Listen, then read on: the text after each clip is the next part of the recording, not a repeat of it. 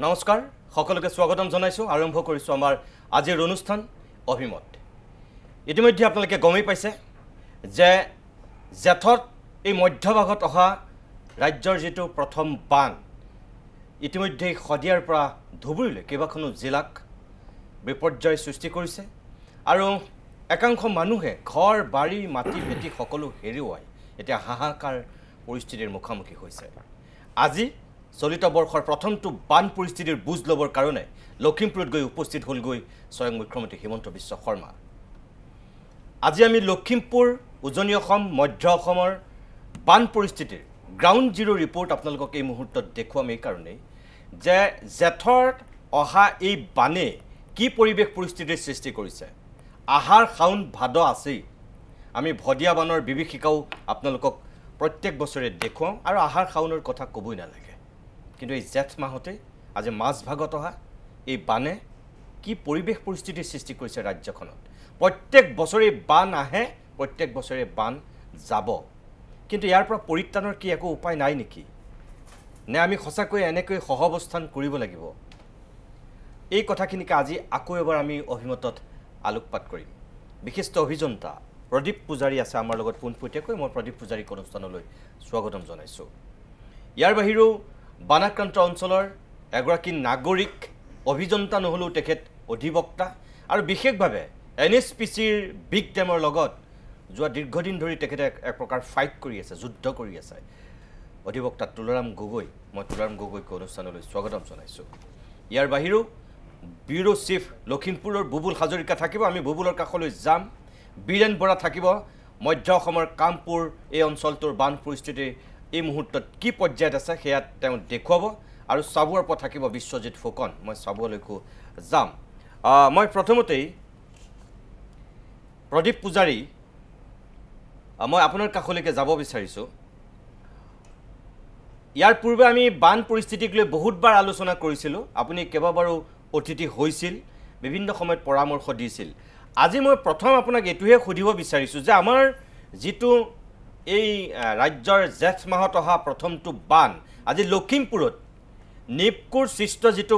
পৰিৱেশ পৰিস্থিতি আপুনি চাগে গমেই পাইছে আজি মুখ্যমন্ত্ৰীয়ে গৈ নিপকুৰ বিষয়াক এক প্ৰকাৰ জবাবদিহিও কৰিছে কিছু কথা শুনাবলগীয়া হৈছে আৰু তদন্তৰো এক প্ৰকাৰ নিৰ্দেশ দিছে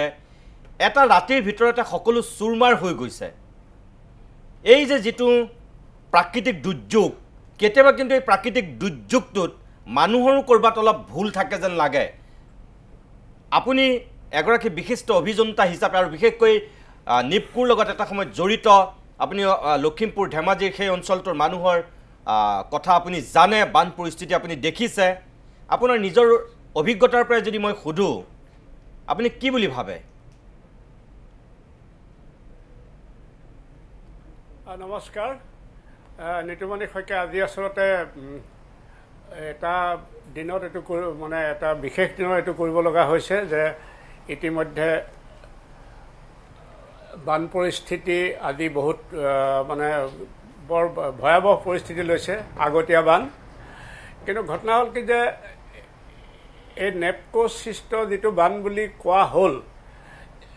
এইটো মই কিন্তু আৰম্ভণিতে এটা কথা কওঁ যে মই নেপকোত কোনোদিন চাকৰি কৰা নাই আৰু নেপকোৰ লগত মই জড়িত নহয় মই ব্ৰহ্মপুত্ৰ বৰ্ডত আছিলোঁ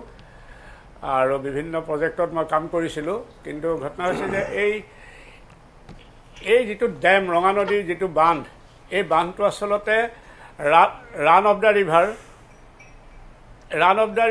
বান্ধত এটা কথা হয় যে যেতিয়াই পানী বেছি হয় ডেমটোৱে যেতিয়া পানী সহ্য কৰিব নোৱাৰা হয় তেতিয়া পানীখিনি এৰি দিয়া হয় খুলি দিয়া হয় এই খুলি দিয়া পানী আহি নামনিত অঞ্চলত ত্ৰাসৰ সৃষ্টি কৰে এইটো এটা ৰান অফ দ্য ৰিভাৰ স্কিমৰ এইটো এটা কি বুলি মানে এটা বৈশিষ্ট্য হয় গতিকে আমি যদি মানৱ সৃষ্ট ভুলৰ ফালে ঘূৰি যাওঁ তেতিয়াহ'লে হয়তো এনেকুৱা হ'ব পাৰে যে ৰঙা নদীৰ নিচিনা এখন হাই ডিচাৰ্জৰ নদীত এই যে ৰান অফ দ্য ৰিভাৰ ডেমটো প্লেন কৰা হৈছিল খৰতকীয়াকৈ তেতিয়াই হয়তো ভাবিব লাগিছিল যে ভৱিষ্যতে ই সন্ত্ৰাসৰ কাৰণ হ'ব পাৰে হয় এতিয়া সেইটোকে আমি কাৰ্যত বছৰে বছৰে দেখি আছোঁ হয় কিন্তু এইখিনিতে মই এটা কথা কওঁ যে দেশ বিদেশৰ যিবিলাক এফেক্টিভ যিবিলাক মানে ৱেল মেনেজ প্ৰজেক্ট সেইবিলাকত ডেম অথৰিটি যিটো মানে যাৰ প্ৰজেক্টটো যাৰ কণ্ট্ৰলত থাকে আৰু নামনি অংশৰ যিখন ৰাজ্য থাকে বা উজনিৰ যি ৰাজ্য থাকে এই সকলোৰে মাজত এটা ৰেগুলেটৰী অথৰিটি থাকে মনিটৰিং আৰু ৰেগুলেটৰী অথৰিটি থাকে এইটো অকলে এটা প্ৰজেক্ট অথৰিটিটোৱে ডিচিশ্যন ল'ব নোৱাৰে যে মই কেতিয়া খুলিম কেতিয়া এৰিম এই কথাখিনি যদি সমন্বয়ৰ মাজেদি হয় আৰু যদি প্ৰপাৰ ফৰকাষ্টিংটো আগতে হয় যে পানী খুলি দিয়া হ'ব এতিয়া কেইঘণ্টামানৰ আগতে যদি নেপকৈ ক'লে যে আমি পানী খুলি দিম এইটোতো নহয় পানী খুলি দিম বুলি ক'লে নামনিত যিটো আমাৰ প্ৰিকশ্যন মেজাৰ ল'ব লাগে এইখিনি ল'বলৈতো সময় নাথাকে গতিকে এই ৰেগুলেটৰী অথৰিটিটোৰ ওপৰত কোনো গুৰুত্ব নিদিয়াৰ কাৰণেও এনেকুৱা ধৰণৰ ঘটনা হয় প্ৰথম প্ৰজেক্টটো এটা প্ৰজেক্টৰ কাৰণটো হৈছে যে এইটো ৰান অফ দ্য ৰিভাৰৰ কাৰণে পানী এৰিবই গতিকে সেইটোৱে নামনিত ত্ৰাসৰ সৃষ্টি কৰিব আৰু দ্বিতীয়তে এই ৰেগুলেটৰী অথৰিটিটো নথকাৰ কাৰণে এই ঘটনাটো আজি লখিমপুৰত ঘটিছে অনুৰূপ ঘটনা হয়তো কাইলৈ পৰহিলে সোৱণশিৰি নামনি সোৱণশিৰিৰ ক্ষেত্ৰত হ'ব তাৰপিছত আহি আছে আমাৰ দিবাং মাল্টিপাৰ্পাছ বৃহৎ প্ৰজেক্ট এটা 2880 মেগাৱাটৰ এটা প্ৰকাণ্ড প্ৰজেক্ট হ'বলৈ গৈ আছে দিবাঙৰ ওপৰত কাইলৈ পৰহিলে তাতো সেই প্ৰব্লেমটো হ'ব এই গোটেই কথাখিনি এতিয়াৰ পৰাই আচলতে এটা দৃষ্টি নিদিলে ভৱিষ্যতে অসমৰ পৰিৱেশ আৰু বেয়া হ'ব এইখিনি মোৰ অবজাৰ্ভেশ্যন হয় প্ৰদীপ মই আপোনাক খোলাকৈ এটা কথা কওঁ আপুনি বেছি ভালকৈ জানিব আমাতকৈ এই যে ডেমবিলাক এইবিলাক প্ৰথমতে চাগে চিন্তা কৰা হৈছিল বান নিয়ন্ত্ৰণ কৰিবৰ কাৰণে কিন্তু পৰৱৰ্তী সময়ত অসমৰ ক্ষেত্ৰত আমি দেখিলোঁ যে এইবিলাক বান নিয়ন্ত্ৰণ কৰাতকৈ বিদ্যুৎ উৎপাদনৰ ক্ষেত্ৰত অগ্ৰাধিকাৰ প্ৰদান কৰা হ'ল আপুনি ৰঙা নদীৰ ক্ষেত্ৰতে কওক বা এতিয়া সোৱণশিৰিৰ ক্ষেত্ৰতে কওক বা কপিলি বাকী এই সৰু সৰু যিবিলাক বান্ধ আছে এইবিলাকৰ ক্ষেত্ৰতেই কওক যদি বান নিয়ন্ত্ৰণত অগ্ৰাধিকাৰ দিলেহেঁতেন হয়তো চাগে ইয়াৰ ফলটো অলপ বেলেগ হ'লহেঁতেন কিন্তু আমাৰ সেই বান নিয়ন্ত্ৰণতকৈ এতিয়া আমাৰ বিদ্যুৎ উৎপাদনক মই ভাবোঁ বেছি অগ্ৰাধিকাৰ দিছে আপুনি কি বুলি ভাবে একেবাৰে সঁচা কথা এই উত্তৰ পূৰ্বাঞ্চলৰ বানপানীৰ সমস্যাটো সমাধান কৰিবৰ কাৰণে যিমানবিলাক ডাঙৰ ডাঙৰ টাস্ক ফ'ৰ্চ হৈছিল যিমানবিলাক অধ্যয়ন সমিতি গঠন হৈছিল আনকি Indo Bangla joint river commission বুলি এটা বিশেষ মানে ক্ষমতাসম্পন্ন এটা এক্সপাৰ্ট বডি হৈছিল এই সকলোবিলাক এক্সপাৰ্ট বডিয়ে এটা কথা কৈছিল যে অসমৰ বানপানীৰ সমস্যাৰ স্থায়ী সমাধানৰ কাৰণে যিবিলাক উপনৈৰ পৰা ব্ৰহ্মপুত্ৰলৈ পানীভাগ আহে সেই নদীবিলাকৰ ব্ৰহ্মপুত্ৰৰ এই য'ত আহি পৰিল তাৰ উজনি অংশত একোটা বহুমুখী প্ৰকল্প মাল্টিপাৰ্পাছ প্ৰজেক্ট বহুমুখী প্ৰকল্প যাৰ প্ৰথম কাম হ'ব বান নিয়ন্ত্ৰণ তাৰপিছত দ্বিতীয়তে তাৰ এফেক্টিভ প্ৰজেক্টটো এফেক্টিভ কৰিবৰ কাৰণে বিজুলী উৎপাদন থাকিব ইৰিগেশ্যন থাকিব পিচিকালচাৰ থাকিব নেভিগেশ্যন থাকিব কিবা কিবি থাকিব কিন্তু তাৰ মূল উদ্দেশ্য হ'ব লাগিছিল বান নিয়ন্ত্ৰণ আৰু কিন্তু দুখৰ কথা দিহাং সোৱণশিৰি দিবাং লোহিত এই প্ৰজেক্টবিলাক যেতিয়া অৰিজিনেলি ব্ৰহ্মপুত্ৰ বৰ্ডক প্লেন কৰিবলৈ দিছিল ব্ৰহ্মপুত্ৰ বৰ্ডে গোটেইখিনি এটা কম্প্ৰিহেনচিভ প্লেন আৰু ডিপিআৰ বনাইছিল তেতিয়া তাত আছিল বান নিয়ন্ত্ৰণটো মুখ্য আৰু বাকীবিলাক আছিল গৌণ কিন্তু এটা সময়ত কি হ'ল এই প্ৰজেক্টবিলাক হঠাতে কেন্দ্ৰীয় চৰকাৰ অৰুণাচল গভৰ্ণমেণ্ট এই সকলোৰ মাজত কিবা হয়তো চুক্তি হ'ল হয় গোটেই প্ৰজেক্টবিলাক বান নিয়ন্ত্ৰণ প্ৰজেক্টৰ ঠাইত মুখ্য উদ্দেশ্য বিজুলী শক্তি উৎপাদনৰ কাৰণে পাৱাৰ প্ৰজেক্ট হিচাপে কয় এতিয়া আজিকালি হাইড্ৰ ইলেক্ট্ৰিক প্ৰজেক্ট বুলি কয় নামনি সোৱণশিৰি জলবিদ্যুৎ প্ৰকল্প নামনি সোৱণশিৰিৰ বহুমুখী প্ৰকল্প নহয় কিন্তু এতিয়া এই বিদ্যুৎ উৎপাদনৰ কাৰণে কৰাৰ লগে লগে ডেফিনেটলি ইয়াত এটা বিজনেছ ছাইডটো অগ্ৰাধিকাৰ পাব কেনেকৈ কম খৰচ কৰি বিদ্যুৎ উৎপাদন কৰিব পৰা হ'ব বহুমুখী প্ৰকল্পৰ যিটো ৰিজাৰ্ভাৰ হাইট ডেম হাইট থাকে সেইটো তাত এটা প্ৰভিজন থাকে যে অধিকাংশ পানী এনেকুৱা বাৰিষাৰ সময়ত বহু সময় ধৰি তাক আবদ্ধ কৰি তাক লাহে লাহে খুলি দিব পৰা যায় কিন্তু এই প্ৰজেক্টবিলাকত এডিকুৱেট ফ্লাড কুশ্যনটো নাই এই ফ্লাড কুশ্যনটো নথকাৰ কাৰণে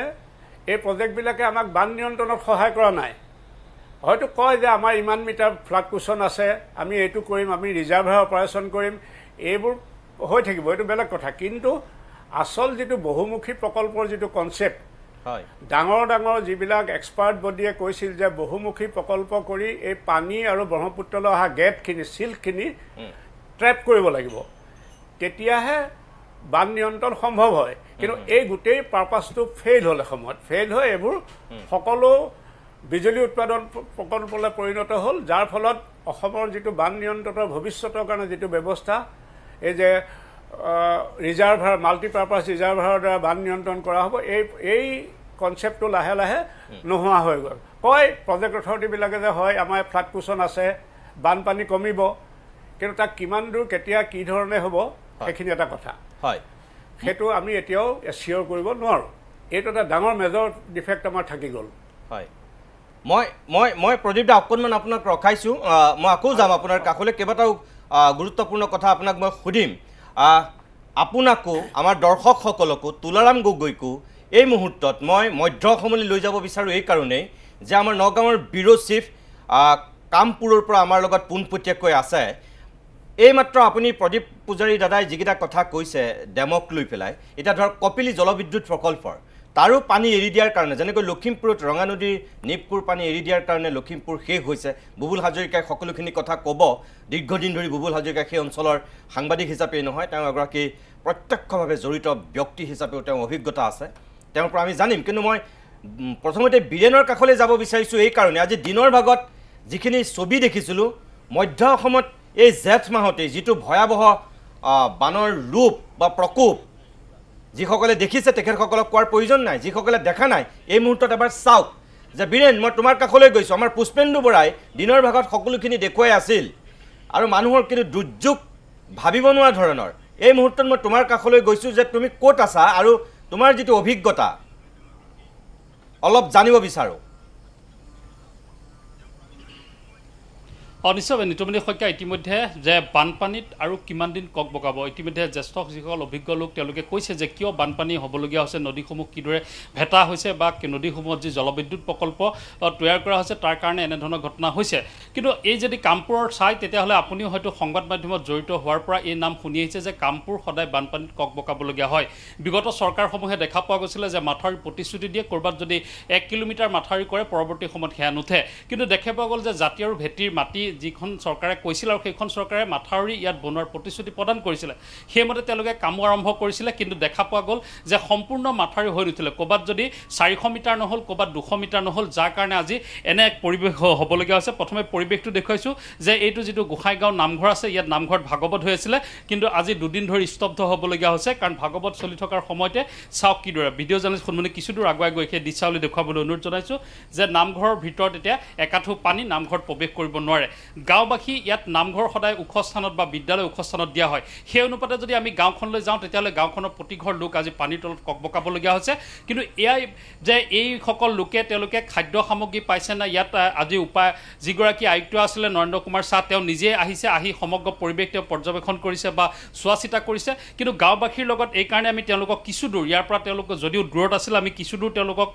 এই ওখ স্থানলৈ তেওঁলোকক লৈ আহিছোঁ যে তেওঁলোকৰ মত জানিবলৈ যে এই যে জ্যেষ্ঠজন আপুনি দেখিছে যে আপোনাৰ জীৱনত বানপানী দেখিছে কেইবাটাও কিন্তু প্ৰতিবাৰে কিয় কামপুৰে বানত ডুবিবলগীয়া হয় আৰু এটা নহয় দুটা নহয় তিনিটাকৈ বানপানী বিগত বৰ্ষত হৈছিলে এইবাৰ প্ৰথমটো বান আৰু বানত দেখিবলৈ পোৱা গৈছে যে পূৰ্বতকৈ যদিও এতিয়ালৈকে সৰহ সংখ্যক বাবে ৭৫খন গাঁও ইতিমধ্যে প্লাবিত হৈছে য'ত প্ৰায় ৯০০ৰো অধিক হেক্টৰ কৃষিভূমি ক্ষতিগ্ৰস্ত হৈছে কিন্তু কামপুৰ বানৰ পৰা কেতিয়া সাৰিব কি কাৰণে এই গোটেই সমস্যাটো ক'ত দেখা পাইছে আপোনালোকে প্ৰথমেই মই সমস্যাটো কওক আপুনি মই ধন্যবাদ এটা দিলোঁ আপোনালোকক সমস্যাটো হ'ল কি আমাৰ এই অঞ্চলটো কামপুৰৰ গাঁওখুন্দা গাঁও পঞ্চায়তৰ অন্তৰ্গত গোসাইগাঁও এই প্ৰতি বছৰেই আজি বিগত 2022 চনৰ পৰা 22 চনতে আগতে বহুতবাৰ পানী আহিছে কিন্তু 2022 চনৰ পৰা যিটো পানী হৈ আছে আমাৰ ইতিমধ্যে 500 মিটাৰ বৰ জৰাজীৰ্ণ অৱস্থা এইবাৰ আমাৰ মাথাউৰি হ'ল মোটামুটি 2.5 কিলোমিটাৰমান হ'ল 400 মিটাৰ যদি আমাৰ এই মাথাউৰিখন সম্পূৰ্ণ হ'লহেঁতেন তেনেহ'লে আজি আমি আমাৰ এই দুৰ্ভোগ ভুগিবলগীয়া নহ'লহেঁতেন আমি নামঘৰত পবিত্ৰ অনুষ্ঠান আমি ভাগৱত কাৰ্যসূচী চলাই থকা অৱস্থাতে আমি আধাতে সামৰিবলগীয়া হ'ল ইয়াৰ বাবে আমি জগৰীয়া কাক কৰিবলগীয়াতো বহুত আছে কিন্তু কথা হ'ল কি যদি তেখেতসকলে এই মাথাউৰিখনো যদি 400 মিটাৰ সংযোগ কৰি পেলাই শিৱস্থানৰ পৰা ৰাজহুৱা অনুষ্ঠান এইখিনিতে 3টা আছে স্কুল ঘৰ নামঘৰ আৰু এটা ৰাজহুৱা মঞ্চ আছে যিটো নেকি আমাৰ এতিয়া সম্পূৰ্ণ নোহোৱাৰ কাৰণে আমি এইখিনি মানুহ আজি দুৰ্ভোগ ভুগিবলগীয়া হৈছে গতিকে আমি আপোনালোকৰ সংবাদ মাধ্যম জেঠ মাহতে হৈছে আকৌতো আৰু বাকী কেইটা আছে গোটেই বাৰিষাটোত বৰ্তমান আছেই এই দ্বিতীয় বাৰিষাবিলাকলৈ আমি বহুত চিন্তা কৰিবলগীয়া হৈ আছে আমি ক'ত থাকিম কি কৰিম আমি নিজেই চিন্তা কৰিব নোৱাৰোঁ ল'ৰা ছোৱালী কি কৰিম ল'ৰা ছোৱালী কেনেকৈ পঢ়াম ক'লৈ পঠিয়াম আমি নিজকে নিজে আমি ক'ব নোৱাৰা হৈ আছোঁ তাকে আমি চৰকাৰক আমি অনুৰোধ কৰিছোঁ যাতে আমাক সোনকালে আমাক বিপদৰ পৰা উদ্ধাৰ কৰি দিয়ে যেন আপোনালোকৰ ওচৰলৈ গৈছোঁ এইকাৰণে যে আপুনি ইয়াতে বিয়া হৈছে নে না ইয়াৰে জীয়ৰী ইয়াত বিয়া হৈছোঁ ইয়াত ক'ৰ পৰা বিয়া হৈছে কামপুৰৰ পৰা ইয়ালৈ আহিছে এখন গাঁৱলৈ এই যে একেটা কামপুৰ ৰাজচক্ৰৰ অন্তৰ্গতই কিন্তু এই পানী সমস্যাটো আপুনি ইয়ালৈ বোৱাৰী হৈ অহাৰ পিছত পাই আছেনে হয় পাই আছোঁ কিয় সমাধান নহয় বুলি ভাবে সমাধান নহয় এইটো আমি বহুত চেষ্টা কৰি আছোঁ কিন্তু কামটো আমাৰ আধৰুৱা কৰি থৈ যায় এবাৰো সেই আধৰুৱা মাথাউৰিৰ কাৰণে নহয় হয় আধৰুৱা কৰি থৈ গ'লে আজি 400 কিলোমিটাৰ ৰাখি থৈ গ'ল 400 মিটাৰ ৰাখি থৈ গ'ল বীৰেন কামপুৰ অঞ্চলৰ মানুহে যিটো কথা কয় যে তাত মাথাউৰি আৰু ইফালে কপিলী জলবিদ্যুৎ প্ৰকল্পৰ কথা কয় মাথাউৰি আধৰুৱা হৈ থাকিল আপুনি যিটো কথা কৈছে সেইটো হয়তো সঁচা কথা কিন্তু তাত এই যে হঠাৎ পানী আহি যায় ধাহিমুহি সকলো গৰু ছাগলী একদম ভঁৰাল সকলোবিলাক উটুৱাই লৈ যায় নামঘৰত যে মানুহখিনি থকাৰ অৱস্থাতে ভাগৱত পাঠ আধাতে সামৰিবলগীয়া হ'ল তেওঁলোকে গম পাইছে নাই কিয় সেইটো পৰিৱেশৰ সূচনা হ'ল এইটো প্ৰাকৃতিকভাৱে বৰষুণৰ পানী বেছি হোৱাৰ কাৰণে নে আন কিবা বেলেগ কাৰণত সেইটো বুজি পাইছে নাই তেওঁলোকে আপোনালোকে সেই সমস্যাটো বুজি পাইছেনে যে পানী যে আহে ক'ৰ পৰা আহে পানীটো গম পাইছেনে বৰষুণৰ পানী নে আন কিবা আমাৰ উমৰাংচত গেট আছে তাৰ পৰা গেটটো খুলি দিয়াৰ লগে লগে আমি পানীটো বেছিকৈ পাওঁ পোৱাৰ লগে লগে আমাৰ এই মানুহখিনি মানে বহুত কষ্টত ভোগ কৰিবলগীয়া হয় আৰু যোৱাৰ তাত গেট খোলা মানে আপোনালোকৰ বুকু কপে গেট খোলা বুলি কোৱাৰ লগে লগে আমাৰ বুকু কপি যায় মানে কি আমি পানী পামেই আৰু আমি নদীৰ ইটো এই পাৰে থকা নামঘৰৰ যিটো আছে সেই পাৰে আমি থকা মানুহ গতিকে এই চাইডৰ মানুহখিনি ৰাস্তা ইটো পাৰে মানুহখিনি পটককৈ নাপালেও আমি প্ৰথমেই পাওঁ পানী হেৰিটো সেইকাৰণে আমি পানী ভুগি মানে আমাৰ এনেকুৱা এটা অৱস্থা হৈ গৈছেগৈ যে আমি কেনেকৈ থাকিম কেনেকৈ পাৰ কৰিম আৰু আমাৰ ইয়াত এটা মাথাউৰি আহিলে সেই মাথাউৰিটো আমাৰ ঘৰৰ কাষতে হৈ গ'ল তাৰ মানে আমি ভাবিছিলোঁ যে আমাৰ নামঘৰটো পাৰ হৈ আহিব কিন্তু নাহিলে নাহা দুৰ্যোগত মানে আমি কি কৰিলোঁ আমি কেইগৰাকীমান মানুহ মানে আমি MLA ওচৰলৈ গ'লোঁ যিটো ছাৰৰ ওচৰলৈ গ'লোঁ তেখেতৰ ওচৰত এখন আমি দৰ্খাস্তও পেলালোঁ তেখেতে ক'লে যে এই বছৰটো বানপানী মানে বাৰিষা আহি গ'ল গতিকতে আমি অহা বছৰ চেষ্টা কৰিম এইবছৰ থাকিবই লাগিব মানে কি সময় নাই বাৰিষা আহি গ'ল মাটি ক'ৰ পৰা আনিব মাটি অনাটো কথা এটা আছে সেইকাৰণে ছাৰক তেনেকৈ আমি অনুৰোধ কৰিলোঁগৈ ছাৰেও ক'লে হ'ব আমি এইটো চিন্তা কৰিম গতিকে আপোনালোকে এইবাৰ অকণমান কষ্ট ভোগ কৰিবইলগীয়া হ'ব এনেকৈ ক'লে অহা বছৰ দিব বুলি কৈছে আৰু তাৰ বিনিময়তো আমি পীযুষ ছাৰকো দিলোঁগৈ একপি তেখেতেও মানে সান্তনা এটা দি থৈছে কিন্তু আমাৰ বছৰত যদি নিদিয়ে তাৰ ব্যৱস্থা কি হ'ব এতিয়া আমি এই থকা দিনকেইটা আমাৰ অসুবিধা আশাই জীৱন হৈছে কামপুৰবাসীৰ যে আশা দিছে আৰু সেই আশা অকল মন দেখিবলৈ পোৱা গৈছে বিধায়কে নহয় তেওঁলোকৰ মন্ত্ৰী জলবিদ্যুৎ মন্ত্ৰীগৰাকীয়ে আশা দিছে যে এই যি অহা বিগত বৰ্ষটোত নহ'ল তাৰ পিছৰ বৰ্ষটোত তেওঁলোকে সম্পূৰ্ণ কৰিব কিন্তু আপুনি যি মূল কথা উল্লেখ কৰিছে যে যিসমূহ জলবিদ্যুৎ প্ৰকল্প আছে তাৰ পানী এৰি দিয়া অৰ্থাৎ যেতিয়া গেট খোলে তাৰ লগে লগে এই কামপুৰবাসী বুকু কম্পিত হয় আৰু লগে লগে তেওঁলোকে দৌৰা ধাপৰ কৰিবলগীয়া হয় সেই পৰিৱেশটো এইবছৰ থাকিব আৰু বিগত বৰ্ষটো যদি দেখিবলৈ পোৱা গৈছিল আমি কৈছিলোঁ যে 3টা সন্মুখীন হৈছিলে কিমান হেক্টৰ কৃষিভূমি ক্ষতিগ্ৰস্ত হৈছিলে হাজাৰ হেক্টৰ সেয়া আমি পৰিৱেশ দেখুৱাইছিলোঁ কিন্তু এইবাৰ কৈছোঁ যে 900 প্ৰায় অধিক 900ৰো অধিক কৃষিভূমি এই মুহূৰ্তত অনিষ্ট হৈছে কামপুৰৰ তাৰ সমান্তৰালকৈ যদি গাঁও চাওঁ তেতিয়াহ'লে 75খন গাঁও যি ৰাজহ গাঁও আছে সম্পূৰ্ণৰূপে জলমগ্ন হৈ পৰিছে সেইসমূহৰ কি অৱস্থা জনসাধাৰণৰ আমি ভিতৰৰ দৃশ্যলৈ যাব নোৱাৰোঁ এই মুহূৰ্তত এইকাৰণে যে নিশা আৰু তাত চৰকাৰে যিদিনৰ দিনৰ ভাগত দেখিবলৈ পোৱা যায় যে NDRF বা SDRF বাহিনীৰ যিসকল লোক থাকে তেওঁলোকে নিশা কোনো ধৰণে কাম নকৰে যাৰ কাৰণে নিশা যদি এই মুহূৰ্তত তাত এটা যিসমূহ মাথাউৰিত আছে তাত যদি কিবা অসুবিধাৰ সন্মুখীন হয় তেওঁলোকক কিন্তু আন স্থানলৈ বা চিকিৎসাজনিত কাৰণতে যদি তেওঁক নিবলগীয়া হয় সেয়া কিন্তু ইয়াত সম্ভৱ হৈ নুঠিব ধন্যবাদ মই বীৰেন ধন্যবাদ জনাইছোঁ এইখিনি তথ্য যোগান ধৰাৰ কাৰণে ইয়াত দিনৰ পৰিৱেশ নহয় ইয়াৰ ৰাতিৰ পৰিৱেশ বীৰেনে যিখিনি কথা কৈছে আপোনালোকে দেখিছে পোনপটীয়া সম্প্ৰচাৰ এই মুহূৰ্তত সেইসকল লোকে কথাখিনি কৈছে মই কামপুৰৰ যদি সময় হয় মই দিনৰ ভাগৰ এটা দৃশ্য আপোনালোকক দেখুৱাম আমাৰ তাত আছে যিহেতু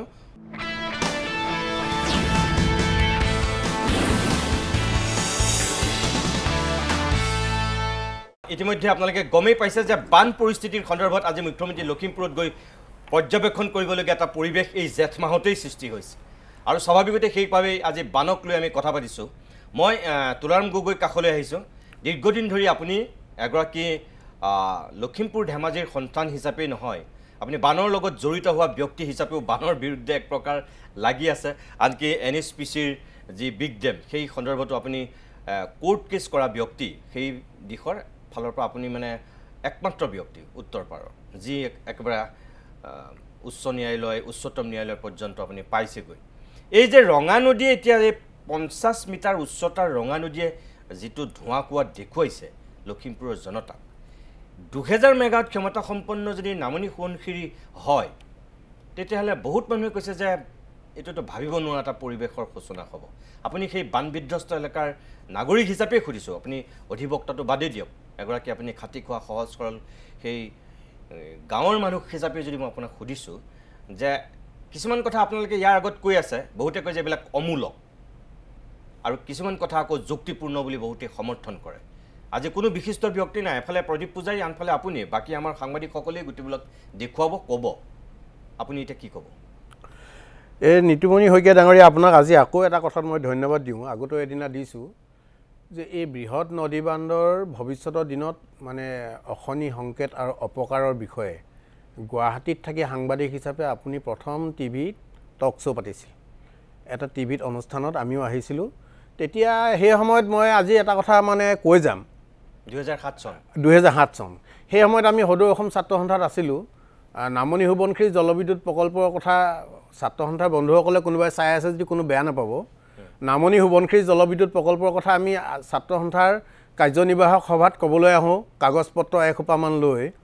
আমাৰ লগৰবিলাকে অফিচত সোমোৱাৰ আগতে আমাৰ মোক নমস্কাৰ কৰে এই নমস্কাৰ দেই তো চব কবি ভাই নদী বান্ধৰ কথা নকবি কাৰণ সেইটো সময়ত ইয়াত মানুহে এইবিলাক শুনিবই বিচৰা নাই নদী বান্ধ বুলি কিবা এটা হ'ব তাৰ পৰা যে অপকাৰ হ'ব সেইটো মানুহে ভবাই নাই উপকাৰহে হ'ব বুলি ভাবে ঠিক সেই সময়ত আপুনি টিভিত টক শ্ব' পাতিছিলে মই পিছত গম পাওঁ আপুনি বহুত বাধাৰ পিছতো সেইটো পাতিছিল গতিকে আপুনি ধন্যবাদৰ পাত্ৰ এতিয়া মই আজি ছ'চিয়েল মিডিয়াতো এটা পোষ্ট দিছোঁ বহুতে ফোনো কৰিছে বহুতে কিছুমান কমেণ্ট ভালে বেয়া কৰিছে এইবিলাকৰ বেলেগ কথা এই ৰঙা নদী জলবিদ্যুৎ প্ৰকল্পটো 405 মেগাৱাটৰ এই প্ৰকল্পটো 2002 চনৰ জানুৱাৰী মাহত কমিশ্যন হৈছিল আৰু লখিমপুৰত 2006 চনৰ পৰা এই ৰঙা নদী জলবিদ্যুৎ প্ৰকল্পৰ পৰা এৰি দিয়া পানীয়ে বানপানীৰ সৃষ্টি কৰিবলৈ আৰম্ভ কৰিছে 2008 চনত বিৰাট ডাঙৰকৈ হৈছে তাৰপিছত এতিয়া হৈ আছে 11 চনত হৈছে সাংঘাতিক ডাঙৰকৈ প্ৰথমটো 2008 চনত হয় তাৰ আগলৈকে কিন্তু ৰঙা নদীয়ে সেই ধোঁৱা কোৱা নাছিল পানীটো হৈ আছে মানুহে বছৰ ধৰিব পৰা নাই হয় পানী কিন্তু 2008 চনত যিটো মেচিভ ফ্লাড হ'ল তাৰমানে সেইটো এটা সৰু ৰিজাৰ্ভাৰটোত বালি চালি প্ৰদীপ পূজাৰী ডাঙৰীয়া জানিব দাদা এইবিলাকত এক্সপাৰ্ট আমাক বহুত সহায় কৰিছে দিহা পৰামৰ্শ দিছে এইবিলাক ক্ষেত্ৰত তাৰমানে ৰিজাৰ্ভাৰটো যেতিয়া বালিয়ে পৰিপূৰ্ণ হৈ যাব পানীটো থাকিবলৈ জেগা নোহোৱা হ'ব ৰঙা নদীটো এতিয়া আমাক মানুহে কৈ থাকে নহয় এক্সপাৰ্টবিলাকে আমাক কয় যে এইটো run of the river project একো ক্ষতি নহয় আমাক বুজাই আছে চৰকাৰে বুজায় এক্সপাৰ্টেও বুজায় run of the river project মানে যেন কোনো ক্ষতিয়ে নহ'ব এনেকুৱা ধৰণৰ বুজায় আচলতে run of the river project storage এইটো ষ্ট'ৰ কৰিবই পানীটো বেছি হ'লে এৰি দিব কিছুমান আছে ষ্ট'ৰেজ প্ৰজেক্ট তাৰ পৰা পানী এৰি দিয়া কথা নাই আৰু প্ৰকৃত real run of the river project Pradip Pujari ডাঙৰীয়া দাদাই বেছি ভালকৈ জানিব য'ত পানী অকণমান সময়ৰ কাৰণে নাৰাখে পানীটো যেনেকৈ আহিছে তাকে গতিটো বদলি কৰাই পেলাই পাৱাৰ প্ৰডাকশ্যন কৰে ৰঙা নদীৰ ষ্ট'ৰেজ আছে তাত ৰিজাৰ্ভাৰ আছে ৰিজাৰ্ভাৰ বালিয়ে ভৰপূৰ সময়ত তাত ডেমটো ছেফটিৰ কাৰণে পানী এৰিবই লাগিব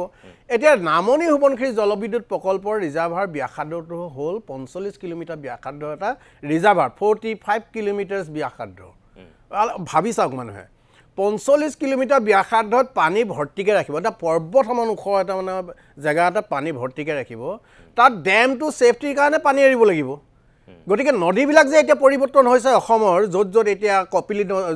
জলবিদ্যুৎ প্ৰকল্পৰ কাৰণে কপিলিখন পৰিৱৰ্তন হৈছে খৰালি দিনত পানী নাথাকে ৰঙা নদীত খৰালি দিনত পানী নাথাকে ব্ৰহ্মপুত্ৰত খৰালি দিনত পানী নাথাকে সোৱণশিৰিত খৰালি দিনত পানী নাথাকে আৰু বাৰিষা হঠাৎ পানী আহি যায় এই পৰিৱৰ্তনৰ কাৰণে এইবিলাক বান ইয়াৰ আগত ৰঙা নদী জলবিদ্যুৎ প্ৰকল্প কমিশ্যন হোৱাৰ আগত প্ৰকল্পটো হোৱাৰ আগত এই অঞ্চলৰ মানুহে বানত ভোগা নাই নহয় এতিয়া কি হৈছে ৰাতি সন্ধিয়া 8-9 বজাত তেওঁলোকে খাই বৈ আতুম টুকাৰি ঘৰখনত হুৰিছে মেট মৰা এটা ভঁৰাল সন্ধিয়া সময়ত এক গোহালি গৰু ধানে জনে চব আছিল ৰাতি 3টাত হঠাৎ কোনো গমলকে পানী আহিল পানীয়ে চব ঘৰ দুৱাৰ উটুৱাই আনিলে কোনো আনকি মাইকী মানুহবিলাকে মানে আমাৰ আইসকলে এনেকুৱা বিনাইছে এগৰাকী আইতাই কৈছে তেওঁ 2 মাহো থাকিবলৈ নাপালে ঘৰটোত তেওঁ এক টুকুৰা কাপোৰ আনিব নোৱাৰিলে তাতে মানুহে মুগাৰ মেখেলা বিক্ৰী কৰি মেলিও এৰী চাদৰ কিবা কিবি বিক্ৰী কৰি মেলি বহুত কাম কৰে একো আনিব নোৱাৰিলে মোক গতিকে ইয়াৰ পিছত যেতিয়া সোৱণশিৰিত হ'ব ৰঙা নদী যিহেতু 405 মেগাৱাটৰ সোৱণশিৰিটোৰ 2000 মেগাৱাটৰ দিবাংটোৰ 2800 মেগাৱাটৰ এইবিলাকৰ পৰা কি হ'ব এতিয়া মই নীতিমণি শইকীয়া ডাঙৰীয়া মই সুবিধা পাইছোঁ কাৰণে এটা কথা কওঁ এইকেইদিনা নেশ্যনেল নিউজ পেপাৰত বহুত ওলাইছে আমাৰ অসম ট্ৰিবিউনতো 2টা নিউজ ওলাইছে সোৱণশিৰি জলবিদ্যুৎ প্ৰকল্পত আমি সকলোৱে অসমৰ ৰাইজে সকলোৱে আন্দোলন কৰিলোঁ আপোনালোকৰ সহযোগ কৰিলে প্ৰদীপ দাহঁতৰ সহযোগ কৰিলে আমাক ইয়াত কেছ মামলা হ'ল সুপ্ৰিম কোৰ্টলৈকে পালোগৈ তাত কোৰ্টৰ নিৰ্দেশনাত ভাৰত চৰকাৰে ministry of environmental forest climate চেঞ্জে এখন 3 মেম্বাৰ এক্সপাৰ্ট কমিটি বনাই দিলে প্ৰভাস পাণ্ডে PM স্কট এনেকৈ আছিলে 3 মেম্বাৰ এক্সপাৰ্ট কমিটি তেওঁলোকে 19 চনত বনাই দিলে তেওঁলোকে আহি ইয়াত চব ষ্টাডি কৰি মেলি ঘূৰি গৈ ৰিপৰ্ট দিলে আৰু সেই ৰিপৰ্টটো আমি দল সংগঠন এক্সপাৰ্ট চৰকাৰ ন্যায়ালয় সকলোৱে মানি লৈছোঁ কাৰণ তাত এটা ৰিকমেণ্ডেশ্যন আছিল তাত এটা মানে নিৰ্দেশনা আছিল যে সোৱণশিৰি জলবিদ্যুৎ প্ৰকল্প কমিশ্যন কৰাৰ আগত এটা independent integrated dam reservoir management authority বনাব লাগিব য'ত পাব্লিক থাকিব ষ্টেক হোল্ডাৰ থাকিব এক্সপাৰ্ট থাকিব NSPC থাকিব আৰু এডমিনিষ্ট্ৰেশ্যনৰ মানুহ থাকিব আৰু তেওঁলোকে অন্ততঃ ৰিজাৰ্ভাৰটোত কিবা থাকিলে তেওঁলোকে সদায় মনিটৰ কৰি থাকিব আহি অন্ততঃ পাব্লিকক ক'ব পাৰিব ৰঙা নদী প্ৰকল্পৰ নিচিনা ক'ব নোৱাৰে ৰাতি 3টা বজাত হঠাৎ পানী নাহে এটলিষ্ট মানুহবিলাক ক'বা ওখ জেগাত থাকিব পাৰিব অন্ততঃ ঘৰৰ সম্পত্তি এটা বচাব পাৰিব সেই গভৰ্ণমেণ্ট অফ ইণ্ডিয়াৰ এটা কনষ্টিটিউয়েণ্ট বডিয়ে তেওঁলোকে বনাই দিয়া এক্সপাৰ্ট কমিটিয়ে দিয়া ৰিপৰ্টৰ 2023 চনতে ছাবমিট কৰিলে আজিলৈকে সেই দফাটো কাৰ্যকৰী নকৰিলে আজিলৈকে এইটো নিউজো ওলাইছে আৰু আমি চৰকাৰলৈ চিঠি লিখিছোঁ মই আজি মাননীয় আমাৰ অসমৰ পৰা তেওঁ প্ৰতিনিধিত্ব কৰিছে মাননীয় কেন্দ্ৰীয় মন্ত্ৰী সৰ্বানন্দ সোণোৱাল ডাঙৰীয়ালৈ এখন চিঠি পঠাইছোঁ যে এইটো তেওঁ কাৰ্যকৰী কৰাৰ ব্যৱস্থা কৰিব লাগে কাৰণ এইটো চেণ্ট্ৰেল গভৰ্ণমেণ্টৰ হাতত আছে আৰু মাননীয় মুখ্যমন্ত্ৰী আজি গৈছে তেওঁ কৃতজ্ঞতা আৰু ধন্যবাদ জনাইছোঁ মাননীয় মুখ্যমন্ত্ৰীয়ে এইটো চাব লাগে ইয়াৰ পিছত আৰু প্ৰদীপ দাই কৈছে সাংঘাতিক ভয়াৱহ দিন আহি আছে সাংঘাতিক মই আনুষ্ঠানিকভাৱে কৈ গ'লোঁ আৰু 10 বছৰমানৰ পিছত এইটো অনুষ্ঠান আকৌ আপুনি চলাব সোৱণশিৰি জলবিদ্যুৎ প্ৰকল্প কমিশ্যন হোৱাৰ অন্ততঃ 5 বছৰমানৰ পিছত ৰঙা নদীতকৈ 5 গুণ তাত জ্বলা-কলা খাব লাগিব আমি ভুক্তভোগী হ'ব লাগিব এতিয়া আৰু run of the river project এইবিলাক মানুহে এনেই কৈ থাকে এতিয়া এটা সময়ত মানে নদী বান্ধৰ আন্দোলনৰ গুৰি ধৰোঁতা মানুহে এতিয়া মন্ত্ৰী বিধায়ক হ'ল তেওঁলোকে কয় আকৌ নদী বান্ধৰ আন্দোলনটো বোলে ফৰেইন ফাণ্ডিঙত চলি আছিলে ক'ৰ পৰা ফাণ্ডিং হৈছিলে নহৈছিলে তেওঁলোকে জানিব তেওঁলোক নেতৃত্বত আছিলে কিন্তু এইবিলাক যে বাস্তৱ কথাবিলাক তেওঁলোকে কিয় চিন্তা কৰি নাচায় ভাৰত চৰকাৰে বনাই দিয়া কমিটিখনৰ ৰিকমেণ্ডেশ্যনটো আজিলৈকে কাৰ্যকৰী নহ'ল কমপ্লাই নকৰিলে কিয় তেওঁলোকে মনে মনে আছে কাক লৈ হেতালি খেলিছে তেওঁলোকে স্বাভাৱিক অৱস্থা ঘূৰি আহিব বুলি কয় স্বাভাৱিক অৱস্থা তেওঁলোকৰ মতে কি স্বাভাৱিক অৱস্থা পানীটো কমি যাব মানুহৰ ঘৰ দুৱাৰ ভাগিলে ভগা ঘৰ দুৱাৰ ভেটিটোতে যি লাম লাকতি পায় টিপাল এডোখৰ তৰি থাকিব মানুহে আৰু মথাইত থাকিব নালাগে এইটো স্বাভাৱিক অৱস্থা সেইটো স্বাভাৱিক অৱস্থা নেকি গতিকে এই কথাবিলাক মই ভাবোঁ এখন যিহেতু অত্যন্ত গতিশীল এখন চৰকাৰ আছে মাননীয় মুখ্যমন্ত্ৰী মহোদয় ডক্টৰ হিমন্ত বিশ্ব শৰ্মা তেওঁ কৰিম বুলি ভাবিলে এইবিলাক কৰিব পাৰিব মই ভাবোঁ তেওঁ এই কথাবিলাকত মনোনিৱেশ কৰিব ঠিক আছে মই আকৌ আহিম আপোনাৰ কাষলৈ মই অকণমান সময়ৰ কাৰণে বুবুল হাজৰিকাৰ কাষলৈ যাব বিচাৰিছোঁ যিহেতু মুখ্যমন্ত্ৰী আজি লখিমপুৰলৈ গৈছিল আকৌ কৈছোঁ যে 2025 চনৰ প্ৰথমটো বান এই জেঠ মাহত আহিছে জেঠৰ মাজভাগত অহা বান চাবলৈ তেওঁ ঢপলিয়াবলগীয়া হৈছে লখিমপুৰলৈ আৰু নেপকোৰ বিষয়াৰ লগত নেপকোৰ বিষয়াক তেওঁ আজি এক প্ৰকাৰ ককৰ্থনা কৰিছে ৰাজহুৱাকৈ যে এই যে পানী এৰি দিয়াৰ সময়টো আগতীয়াকৈ মানুহক কিয় জনোৱা নহয় বা মেছেজ দি পেলাই যে থৈ দিয়ে হোৱাটছআপ গ্ৰুপত DCয়ে নাচাবও পাৰে বুলি তেওঁ আজি একদম খোল্লা তেওঁ সন্মুখতে কৈছে সেই কথাখিনি যে নেপকোৰ গাত যে ক'ৰবাত দুখ আছে সেই কথাটো এক প্ৰকাৰ মুখ্যমন্ত্ৰীৰ কথাৰ পৰা এইটো ওলাই যায় কাৰণ মানুহে গম পায় মানুহে সময় নাপায় আপুনি যিটো কথা ক'লে যে একেবাৰে ধাহিমুহি এফালৰ পৰা লৈ গুচি যায় পানী সভা হৰাহৰে গুচি আহে আৰু ৰঙা নদীখনটো আমি দেখিছোঁ যে কি নদী আছিল আৰু কি হৈ গ'ল সেইখন আমি নিজে দেখিছোঁ নহয় লখিমপুৰ ধেমাজিৰ মানুহক ৰঙা নদীৰ কথা কোনোবাই নতুনকৈ ক'বলগীয়া নাই মই বুবুল মই তোমাৰ কাষলৈ গৈছোঁ বহুত বছৰ ধৰি তুমি সাংবাদিকতাও কৰিছা আৰু তুমি তাৰ বান পৰিস্থিতিৰ লগত একেবাৰে জড়িত হোৱা ভুক্তভোগী এজন তাৰ ব্যক্তিও আজি মুখ্যমন্ত্ৰীৰ লগত তুমি ছাঁটোৰ দৰে লাগি আছিলা সকলোবিলাক তুমি দেখিছা চাইছা তুমি কি বুলি ভাবা নিজে কি দেখিছা যে এই ভয়াৱহতাটো কেতিয়াবা হ্ৰাস হ'বনে নে আৰু অধিক ভয়ংকৰ ৰূপত ভুগিবলৈ গৈ আছে উত্তৰ অসমৰ জনতা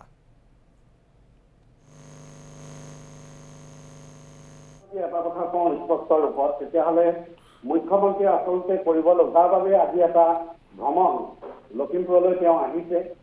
কাৰণ তেওঁ এটা চিষ্টেমৰ মাজত আছে তেওঁ এটা পদমৰ্যাদা আছে এই সূত্ৰে তেওঁ আহিছে আপুনি চাওক যে চৰকাৰখনে বৃহৎ নদী বান্ধৰ কথা কৰে ৰাজ্য চৰকাৰে হওক বা কেন্দ্ৰীয় চৰকাৰ আজি নামনি সোৱণশিৰি জলবিদ্যুৎ প্ৰকল্প তেওঁলোকে কমিশ্যন কৰিবলৈ গৈ আছে ইয়াৰ আগত 2002 চনৰ পৰা আজি তাৰিখলৈকে ৰঙা নদীয়ে কেনেধৰণে জলাকলা খুৱাইছে ইমান হাজাৰ কোটি টকাৰ প্ৰপাৰ্টি আমাৰ লছ হৈছে এই কথাটো অসম চৰকাৰে ভালকৈ জানে আৰু কেন্দ্ৰীয় চৰকাৰেও প্ৰতিবেদন লাভ কৰিছে কাৰণ প্ৰতিবাৰ বানপানী হৈ যোৱাৰ পাছত CWC অৰ্থাৎ কেন্দ্ৰীয় জল আয়োগৰ এটা প্ৰতিনিধি দল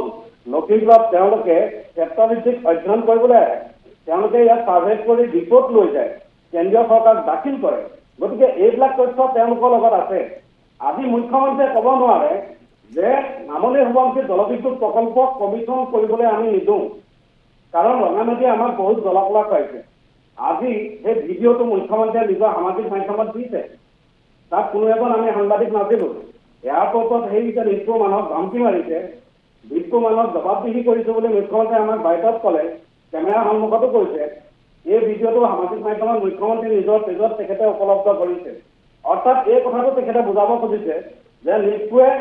ভুল কৰিছে আমি তেওঁলোকক গালি পাৰিছোঁ আৰু এটা কথা আজি প্ৰথমবাৰৰ বাবে মুখ্যমন্ত্ৰীৰ মুখত শুনিছোঁ যিটো আমি বাতৰি শুনোতে কৈ থাকোঁ যে জলবোমা মুখ্যমন্ত্ৰীয়ে আজি নিষ্ঠু মানুহবিলাকক কৈছে যে আপোনালোকে জলবোমা নিচিনাকৈ পানী এৰি দিব তলৰ মানুহখিনি হাহাকাৰ এটা মানুহ মৰি যাব কিবা হ'ব এইটোতো আৰু তেনেকুৱা ধৰণৰ কথা নহয় এনেকুৱা শব্দ এটা প্ৰয়োগ কৰিছে গতিকে তেখেতে আওতাত থাকি এটা কাম কৰিছে কিন্তু কথাটো হ'ল এই নিষ্ঠুৱে 2002 চনৰ পৰা বৰ্তমানলৈকে যিমানকেইটা বানপানী এৰিলে লখিমপুৰলৈ জলবোমাৰ যিমানখিনি পানী এৰি দিলে এই 5বাৰ পানী এৰিছে 2004 চনত প্ৰথমটো বানপানী হৈছে ধৰি লওক তেতিয়া 700 কোটিমান টকাৰ সম্পত্তি নষ্ট হৈছে 2004 চনত 2008 চনত দ্বিতীয়টো বানপানী হ'ল 2008 চনত যিটো বানপানী হ'ল এই বানপানীটো লখিমপুৰ টাউনৰ সমীপৰ পগলিজনত মথাউৰি ছিঙিলে ডাউনতো মথাউৰি ছিঙিলে লখিমপুৰ চহৰত কেতবোৰ স্থানত এবুকু পৰ্যন্ত পানী হ'ল আন্তঃগাঁথনি ৰাস্তা ঘাট যোগাযোগ যাতায়াত সকলো ফালৰ পৰা বিধ্বস্ত হৈ গ'ল মানুহৰ মেট মৰা ধানৰ ভঁৰালবোৰ উটি গ'ল মীনপালন পুখুৰী নষ্ট হ'ল গৰু ম'হ হাজাৰ হাজাৰ নদীত উটি গুচি গ'ল বানত আৰু সেইবাৰ 21জন মানুহে মাত্ৰ এসপ্তাহৰ ভিতৰত মৃত্যু আঁকোৱালি ল'লে আজি তাৰিখলৈকে ৰঙা নদী মৃত্যু সৃষ্ট মানৱ সৃষ্ট বানত 35জন মানুহে মৃত্যু আঁকোৱালি লৈছে এইবাৰ 2জন মৰিছে এই যে 2জন মানুহ মৰিল নৈপৰীয়া ভূমিপুত্ৰ মৰিল মিচিং জনগোষ্ঠীৰ লোক মৰিল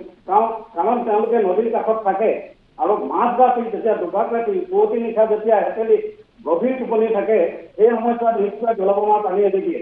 আৰু নিমিষতে ঘৰ দুৱাৰ উটাই লৈ গৈছে 2জনকৈ মানুহ মৰিছে মিচিং জনগোষ্ঠীৰ লোক এতিয়া চাওক নামনি সোৱণশিৰি জলবিদ্যুৎ প্ৰকল্প যদি হয় এইটো 50 মিটাৰ ওখ নদী বান্ধ আহে এইটো ৰঙা নদী বান্ধটো ইয়াৰ পৰা মাত্ৰ 2টা ইউনিটত টাৰ্বাইন চলি 405 মেগাৱাট জলবিদ্যুৎ উৎপন্ন হয় এতিয়া সোৱণশিৰি প্ৰকল্পটোত 8টা ইউনিটত টাৰ্বাইন চলিব 8টা টাৰ্বাইন চলিব 8টা ইউনিটত 2000 মেগাৱাট জলবিদ্যুৎ উৎপাদন হ'ব সাগৰ পৃষ্ঠৰ পৰা 205 মিটাৰ উচ্চতাৰ নদী বান্ধটো আছে নদী পৃষ্ঠৰ পৰা 111 মিটাৰ উচ্চতাৰ নদী বান্ধটো আছে প্ৰতি ছেকেণ্ডত 13.65 মিলিয়ন কিউবিক মিটাৰ ঘনমিটাৰ পানী তাত সেই জলাশয়টোত আবদ্ধ হ'ব 13.65 মিলিয়ন কিউবিক মিটাৰ পানী তাৰ পৰা 9খন গেটেৰে যেতিয়া পানী এৰি দিব প্ৰথম আঘাতটো কাক কৰিব নৈপৰীয়া মিচিং জনগোষ্ঠী লখিমপুৰত যিখিনি ভূমিপুত্ৰ মিচিং জনগোষ্ঠীৰ জনসংখ্যা আছে সোৱণশিৰি নদী কেন্দ্ৰিক ৰঙা নদী কেন্দ্ৰিক বিক্ৰম নদী কেন্দ্ৰিক ব্ৰহ্মপুত্ৰ বনপুৰ নদী কেন্দ্ৰিক গতিকে এই নদীৰ কাষে কাষে থকা প্ৰথম মিচিং বাই ভনীহঁতৰ ঘৰ দুৱাৰ উৰুৱাই নিমিষতে নষ্ট কৰি দিব গতিকে এই নদী বান্ধটোৰ লগত আপোচ কৰিলে কোনে মানুহক ৰাজপথলৈ লৈ আহিলে আহি আন্দোলনৰ পৰা দেখুৱাই দিলে ৰণোজ পেগু, ভুৱন পেগু, প্ৰণানন্দ, চাৰিঙীয়া আদিসকলে এই নদীবান্ধটো গুৰি ধৰিছিলে আৰু আজি তাৰিখত তেওঁলোকে ওকালতি কৰে বৃহৎ নদীবান্ধ ভাল বুলি। কিয় ভাল বুলি ওকালতি কৰে? এটা নদীবান্ধে জলাফলা কৰিছে, তেওঁলোকে কালি গৈ পেলাই মানুহক মাত দিবলৈ গৈছে। তেওঁলোকেতো চকুৰ আগত দেখি আছে। আমি উন্নয়নৰ বিৰুদ্ধাচৰণ কৰা নাই, কিন্তু য'ত বিজ্ঞানে কৈ আছে আমিতো এইবিলাক কথা কিয় বুজ পালোঁ? বিশেষজ্ঞসকলে যিবিলাক কথা ক'লে আখৰে চলি আহিছে। এতিয়া NSPC বান্ধটো ভাগিব বুলি আমি নকওঁ। অতি অত্যাধুনিক প্ৰযুক্তিৰে তেওঁলোকে বহুত জাৰ্মান প্ৰযুক্তি, জাপান প্ৰযুক্তি, বিভিন্ন প্ৰযুক্তি আনি তেওঁলোকে বান্ধটো নিৰ্মাণ কৰিছে ঠিকেই, কিন্তু এই পাহাৰটো যে প্ৰতিটো বাৰিষাত এজাক বৰষুণত চপৰাই পৰি আহে, এই পাহাৰটো কিমান দিন থাকিব? 1950 চনত যেতিয়া বৰ ভূঁইকঁপ হৈছিল 37,500 মিলিয়ন কিউবিক মিটাৰ পানী পাহাৰ খহি অহাৰ পাছত নামনিলৈ খহি আহিছিল আৰু এই নদীখনৰ সেই সৰ্বোচ্চ বানপানীটো 37,500 মিলিয়ন কিউবিক মিটাৰ আৰু এই পানী আধাখিনি 13,065 মিলিয়ন কিউবিক মিটাৰ পানী এতিয়া আবদ্ধ কৰিব। গতিকে ই ভয়াৱহ কথা এটা। এতিয়া এই ৰঙা নদীখনে যি এটা বিহু দেখুৱাইছে, ইয়াত গেদৰ কথাটো কৈছে প্ৰদীপ পূজাৰী ডাঙৰীয়াই আৰু কৈছে ৰাণ অব্দাৰ ৰিভাৰ কৰিছে। এই নদীখন সম্পূৰ্ণৰূপে আবদ্ধ কৰিবলৈ ইয়াত তেওঁলোকে ৰিভাৰ টিউচনিং ব্যৱস্থা, ফ্লাড টিউচনিং ব্যৱস্থা এটা ৰাখিব লাগিছিল যে বানপানী আহিলে অতিৰিক্ত পানীটো তেওঁলোকে এৰি দিব পাৰিব। এতিয়া তেওঁলোকে কি কৰে, বান্ধত যায়। সেইটো ফ্লাড টিউচনিং ব্যৱস্থাটোৱে হ'ল অত্যাধিক খৰচী কাৰবাৰ এটা। সেইটো তেওঁলোকে নকৰে। তেওঁলোকে পানীটো উফন দিবলৈ দিয়ে, যেতিয়া ডেমৰ ওপৰত ব্লাষ্ট হোৱাৰ নিচিনা পৰ্যায় হয় তাৰ পাছত গেটকেইখন খুলি নামনিলৈ ঘূৰে এৰি দিয়ে আৰু খৰালি হওক বাৰিষা হওক তাৰ পৰা চৰাই পানী খাবলৈ এটুপা পানী নাপায়। এতিয়া যদি এসপ্তাহ ৰ'দ দিয়ে তেতিয়াহ'লে ৰঙা নদী আপুনি পাৰ খোজকাঢ়ি থাকিব ইফালে ইফালে, চৰাই পানী খাবলৈ এটুপি পানী নাথাকে। কাৰণ বান্ধটো দি সম্পূৰ্ণ পানীভাগ আবদ্ধ কৰি বিদ্যুৎ উৎপাদনৰ পাছত আনখন নদী বিক্ৰমলৈ 7 কিলোমিটাৰ এটা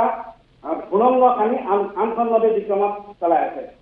গতিকে কিমান অন্যায় কৰিছে। যদি পানীখিনি আহি থাকিব পৰা ব্যৱস্থা এটা থাকিলেহেঁতেন তেতিয়াহ'লে এই পৰিৱেশ নহয়। আৰু এই নদীখনে বাৰিষাত 165 এটা তথ্য দিছো, এই ৰঙা নদী এটা পলস আনিছে 165 কিউবিক মিটাৰ প্ৰতিটো বাৰিষাত। এইখিনি জমা কৰি থৈ যায়। যদি সোৱণশিৰিত এবাৰ নদী বান্ধৰ পানী এৰি দিয়ে কিমান আহিব জানে? 20 বিলিয়ন কিউবিক মিটাৰ পলস জমা হৈ যাব নদীখনত। বান্ধত আবদ্ধ হ'ব, সেইখিনি তেওঁলোকে পুনৰ বান্ধৰ গেট খুলি তাৰ পৰা পঠিয়াব লাগিব নামনিলৈ। গতিকে ভয়াৱহ এটা বিপদ আহি আছে নিৰ্মাণীয়। মই বুবুল ধন্যবাদ জনাইছোঁ এইখিনি তথ্য যোগান ধৰাৰ কাৰণে। এজন স্থানীয় যুৱক হিচাপে বুবুলৰ নখ দৰ্পণত আছে যিহেতু গোটেই পৰিৱেশ পৰিস্থিতিবিলাক, গতিকে সুন্দৰকৈ ক'ব পাৰিছে। মই আকৌ যাম পৰৱৰ্তী সময়ত।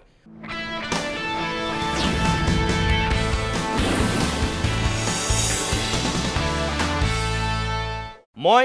প্ৰদীপ পূজাৰীৰ কাষলৈ আকৌ এবাৰ যাম, কিন্তু তাৰ আগতে মই আৰু এটা বিশেষ অঞ্চলৰ বান পৰিস্থিতি অসমৰ দৰ্শকসকলক অকণমান দেখুৱাই ল'ব বিচাৰোঁ। সৰ্বানন্দ সোণোৱালৰ যিটো গৃহ জেগা বিন্দাকাটা চাবুৱা সমষ্টিৰ, সেই বিন্দাকাটা অঞ্চলটো এক প্ৰকাৰ কি বিভৎস ৰূপত আজিৰ দিনত জীয়াতু ভুগিছে তাৰ জনসাধাৰণে। এই মুহূৰ্তত কিছু দৃশ্য আমি চাবও বিচাৰিম আৰু কিছু কথা জানিব বিচাৰিম। দিনৰ ভাগত আমাৰ বিশ্বজিতে, চাবুৱাৰ যিগৰাকী সাংবাদিক বিশ্বজিত ফুকনে তাৰ সবিশেষ তথ্য আমাক দেখুৱাই আছিল। মই আকৌ এবাৰ এই নিশাৰ ভাগতো তোমাৰ কাষলৈ যাব বিচাৰিছোঁ। তুমি বহুত কষ্ট কৰিছা, একদম ভিতৰুৱা সেই গাঁওবিলাকত সোমাই মই দেখিছোঁ নাৱত ঘূৰিছা, মানুহৰ দুখ দুৰ্দশাৰ ছবি লৈছা। এই মুহূৰ্তত তুমি ক'ত আছা আৰু তোমাৰ হাতত যিখিনি তথ্য আছে যে বান পৰিস্থিতি কেনেকুৱা, খাম কাটিছেনে, অলপ ঠিক হৈছেনে, নে পানী বাঢ়ি আছে? হয়, এটা কথা ক'ব লাগিব, যোৱা 2টা দিনত ইয়াত যিটো পৰিৱেশ সৃষ্টি হৈছিল আৰু মই বৰ্তমান উপস্থিত আছোঁ ব্ৰহ্মপুত্ৰ পাৰত বিন্ধাকটাত আৰু মিৰিগাঁৱত। মই বৰ্তমান সময়ত দৰ্শকসকলক পৰিৱেশটো দেখুৱাইছোঁ। চাওক, দিনৰ ভাগত পানী কমিছিল আৰু পানী কমিছিল যদিও নিশাৰ ভাগত এতিয়া পানী হুৰাহুৰে বৃদ্ধি পোৱা দেখা পোৱা গৈছে আৰু পানী বহাৰ লগে লগে এফালে খহনীয়া আৰম্ভ হৈছে। এই গছজোপা মই এই মুহূৰ্তত দৰ্শকসকলক দেখুৱাবৰ কাৰণে চেষ্টা কৰিছোঁ। কিছু সময় পিছতে এই গছজোপা এতিয়া পানীত উটি যাব, প্ৰায় অতি আধা প্ৰায় কিছু অংশ গৈছে আৰু এই অঞ্চলত যিসমূহ পৰিয়াল আছে, লোক আছে, এই লোকসকলে এতিয়া খহনীয়াত প্ৰায় 2টা দিনত 4টা পৰিয়ালে আপোন ঘৰখন হেৰুৱাবলগীয়া হৈছে আৰু এই টেঙাবাৰী মিৰিগাঁও এই অঞ্চলটোত কিন্তু খহনীয়া প্ৰতিৰোধৰ কাৰণে একো ব্যৱস্থা নাই। এই অঞ্চলটোত প্ৰায় 300তকৈ অধিক পৰিয়াল আছে আৰু এই পৰিয়ালসমূহ এতিয়া একমাত্ৰ শেষ ভৰসা আচলতে নেদেখাজন হৈ পৰিছে চৰকাৰ বা বিভাগীয় কৰ্তৃপক্ষই ইয়াত খহনীয়া প্ৰতিৰোধৰ কাৰণে একো ব্যৱস্থা গ্ৰহণ কৰা নাই আৰু একো ব্যৱস্থা গ্ৰহণ নকৰাৰ ইংগিত ইতিমধ্যে দি দিয়া দেখা পোৱা গৈছে যাৰ ফলত এতিয়া এই অঞ্চলত থকা পৰিয়ালসমূহে খহনীয়া আহিছে তেখেতলোকৰ আচলতে ভগৱানক বা নেদেখাজনৰ ওচৰত প্ৰাৰ্থনা কৰাৰ বাহিৰে অন্য বিকল্প নাই যাৰ ফলত এতিয়া যিকেইটা ঘৰ ওচৰত আছে এতিয়া নিশাৰ ভাগত যদি মই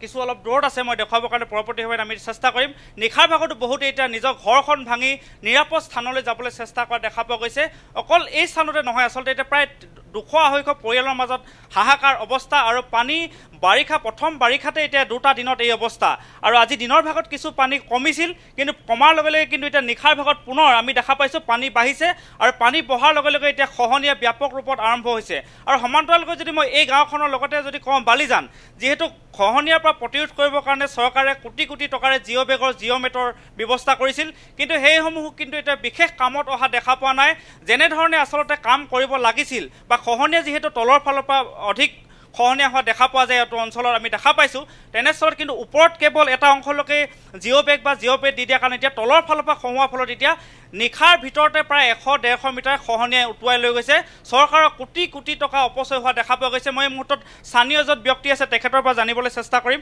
আপোনাৰ ওচৰলৈ আহিছোঁ এই গাঁওখন এতিয়া দেখা পোৱা গৈছে 2-এটা দিনতে প্ৰায় 200-250 মিটাৰ শেষ এতিয়া গাঁওখন থাকিবনে এইটো বাৰিষা শেষলৈকে এইবাৰৰ যি প্ৰথম বানপানী আমি পূৰ্বতে সৰুৰ পৰা ইয়াতে ডাঙৰ হৈছোঁ জেঠ মাহত আমি ইমান ডাঙৰ বানপানী হোৱা দেখা নাই প্ৰকৃতি কি ৰূপ লৈছে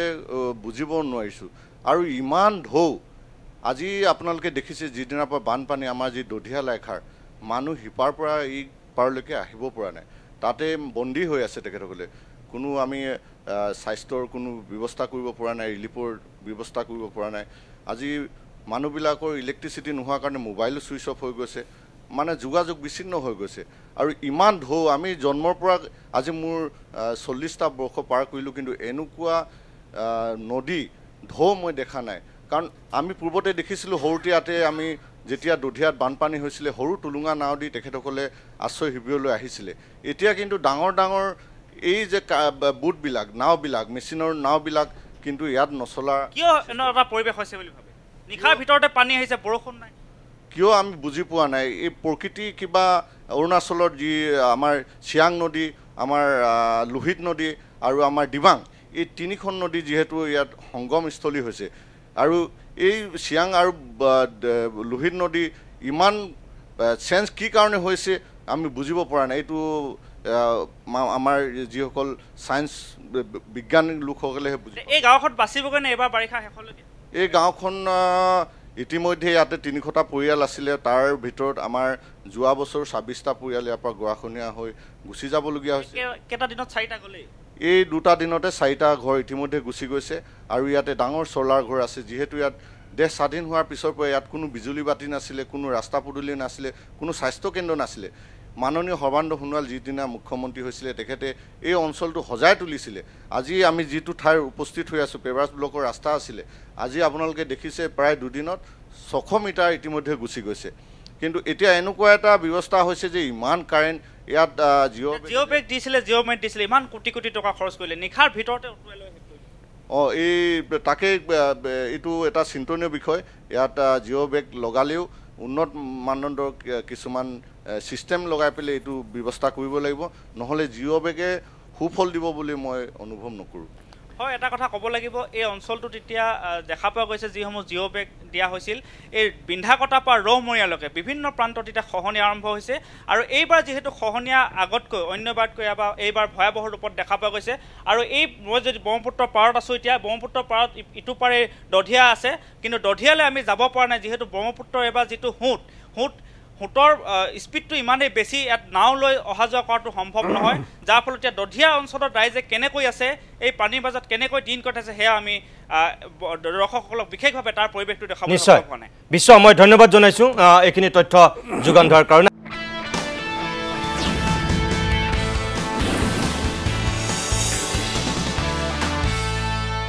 মই প্ৰদীপ পূজাৰী ডাঙৰীয়াৰ কাষলৈ আকৌ এবাৰ যাব বিচাৰিছোঁ প্ৰদীপ দা মই আপোনাক এটা কথা কওঁ এই যে দৃশ্যখিনি দেখুৱালোঁ বুবুল হাজৰিকাৰ কথাখিনি শুনালোঁ বা বীৰেণ বৰা বিশ্বজিতে যে একদম গ্ৰাউণ্ড জিৰ' ৰিপৰ্ট আমাক দেখুৱালে ইয়াত কেইবাটাও দিশ আছে মই সেই কথাকেইটাহে আপোনাক সুধিব বিচাৰোঁ প্ৰথম কথা হ'ল যে আমি অসমে সদায় বানৰ ক্ষেত্ৰত আমি বান নিয়ন্ত্ৰণত গুৰুত্ব দিছোঁ এই যে আমাৰ প্ৰতিৰোধ কৰা আৰু প্ৰতিকাৰ কৰা আমি নিয়ন্ত্ৰণ কৰাতকৈ আমি সদায় প্ৰতিৰোধ যিটো আমাৰ মোকাবিলা কৰিব লাগে সদায় আমি প্ৰতিৰোধহে কৰি আছোঁ আমি নিয়ন্ত্ৰণ হয়তো কৰিব পৰা নাই আপুনি নিজে কি বুলি ভাবে এগৰাকী বিশিষ্ট অভিযন্তা হিচাপে সঁচাকৈ আমি নিয়ন্ত্ৰণতো সমানে গুৰুত্ব দিব লাগিছিল নেকি আমি প্ৰতিৰোধ কৰাতকৈ মানে কথাটো হ'ল কি মই বহুত দিন আগৰ পৰা কথাটো কৈ আহিছোঁ বানৰ কথাটো দুটা ছেগমেণ্টত ভাগ কৰিব পাৰি এটা হ'ল বান প্ৰতিৰোধ আৰু এটা হ'ল বান নিয়ন্ত্ৰণ আমি আজিলৈকে যিখিনি কৰি আছোঁ প্ৰতিৰোধ কৰি আছোঁ মানে আমি ডিফেন্সিভ খেলি আছোঁ কিন্তু আমি নিয়ন্ত্ৰণৰ কথা এতিয়াও আমি ভালকৈ একো কৰিব পৰা নাই কাৰণ এই মাথাউৰি দিয়া বান্ধ বনোৱা স্লুইচ গেট বনোৱা এইবিলাক হৈছে বান প্ৰতিৰোধ হয় কিন্তু বান প্ৰতিৰোধ কৰি থকা বানপানীটো নিয়ন্ত্ৰণৰ কাৰণে যিখিনি কৰিব লগা হয় মানে প্ৰতিকাৰটো আমি কৰিব পৰা নাই মানে ইয়াৰ যিটো নাই মানে যিটো ইয়াৰ যিটো পাৰ্মানেণ্ট চলিউশ্যন সমাধান সমস্যাটোৰ সমাধানৰ দিশত আমি তিল মাত্ৰ আগবাঢ়িব পৰা নাই আৰু এতিয়া যদি আমি ধৰণে ভাবোঁ যে দুটা ছেগমেণ্টত যদি ভাগ কৰোঁ যে এই প্ৰতিৰোধ কৰা যিখিনি আমি প্ৰতিৰোধ কৰিছোঁ এটা ষ্টেট ছাবজেক্ট এটা এইটো ষ্টেট গভৰ্ণমেণ্টৰ ডিপাৰ্টমেণ্ট আছে তেওঁলোকে মাথাউৰি বনায় ডাইক বনায় বানপানী আহিলে ৰিলিফ এণ্ড ৰিহেবিলেশ্যনৰ কাম কৰে সেইটো এটা বেলেগ সেইটো লাগিবই সেইটো সকলোতেই লাগিব কিন্তু তাত পেৰেলেলি যিটো আজি স্বাধীনতাৰ এই 70 বছৰ 75 বছৰ 78 বছৰৰ পিছতো সেই তেতিয়াৰ পৰা এতিয়ালৈকে যিটো বান নিয়ন্ত্ৰণৰ কাৰণে যিখিনি কাম সেইখিনি আমি আগবাঢ়িব পৰা নাই যিখিনি কথা আগতে এক্সপাৰ্ট বডিবিলাকে কৈ গৈছিল আখৰে আখৰে যে উত্তৰ পূবৰ বান সমস্যাটো নিয়ন্ত্ৰণ কৰিবলৈ হ'লে অৰুণাচল প্ৰদেশকে আদি কৰি সকলোৰে লগত এটা কম্প্ৰিহেনচিভ প্লেন কৰিব লাগিব কাৰণ আমাৰ নৈবিলাক আহিছে অৰুণাচলৰ পৰা ডেইলি ভীষণ পৰিমাণত গেদ আহি আছে পানীতকৈ গেদৰ সমস্যাটো বেছি গেদ মানে চিলবিলাকে কি কৰিছে নৈবিলাক বাম কৰি পেলাইছে মানে এবাল্টি পানী পকা ফ্ল'ৰ এখনত ঢালি দিয়াৰ নিচিনা হৈছে ইয়াত কোনো গতি নাই যেনি তেনি গুচি যাব পাৰে এই যিটো কম্প্ৰিহেনচিভ এইটো কৰিবৰ কাৰণে এসময়ত ব্ৰহ্মপুত্ৰ বোৰ্ড গঠন কৰিছিল উত্তৰ পূৰ্বৰ সকলো ৰাজ্যৰ এটা মানে হেৰি লৈ তাত অংশগ্ৰহণ লৈ সেইটো মোটামুটি ফেইল হৈছে তাৰপিছত ওলাল লেওৰা north east water resource authority কৰিব আজি বা বহুত বছৰ আগতে সেইটোও ফেইল হ'ল তাৰপিছত আহিল নেওমা north east water management authority তাৰমানে এই গোটেই যে আমি অৰুণাচলৰ পৰা অহা পানীখিনি কণ্ট্ৰল কৰিবলৈ হ'লে আমি অৰুণাচল প্ৰদেশক ল'ব লাগিব লগত এই ধৰণৰ কম্প্ৰিহেনচিভ এফৰ্ট আমাৰ একো হোৱা নাই আমি মাত্ৰ আমাৰ পানীখিনিক আমি ভেটা দিবলৈ যত্ন কৰি আছোঁ যিখিনি আমি পৰা নাই আমাৰ প্ৰয়োজনতকৈ আৰু আমাৰ কেপাচিটিতকৈ বেছি পানী আহি আছে আমি কণ্ট্ৰল কৰিব পৰা নাই ইয়াত কোনো মাথাউৰি বা হেৰিয়ে ছাকচেছফুল নহ'ব সম্পূৰ্ণভাৱে কাৰণ পানী যিটো পৰিমাণত আহে পানীৰ যিটো বেগ আমাৰ মাথাউৰিত বান্ধ সেইবিলাক উৰি যায় মুহূৰ্ততে গতিকে এইটো এতিয়া প্ৰদীপ দা আপুনি যে এইমাত্ৰ ক'লে মথাউৰি বান্ধ উৰি যায় মই মথাউৰিৰ কথা এটা আপোনাক সুধিব বিচাৰিছোঁ যে আমাৰ চুবুৰীয়া ৰাষ্ট্ৰ চীনত যিটো ষ্টাইলত যিটো শৈলীত মথাউৰি নিৰ্মাণ কৰা হয় আমি এতিয়াও ভাৰতবৰ্ষই হয়তো বহু যোজন দূৰত আছোঁ বিশেষকৈ আমি অসমৰ ক্ষেত্ৰত আপুনি মোতকৈ বেছি ভালকৈ জানিব যে চীনত এতিয়া গেৰাণ্টি দিয়া হয় 100 বছৰ গেৰাণ্টি এটা মথাউৰি 100 বছৰ গেৰাণ্টি আমাৰ ইয়াতো তেনেকুৱা গেৰাণ্টি দিয়াৰ ব্যৱস্থাটোতো এতিয়াও সপোনৰো অগোচৰ হৈ আছে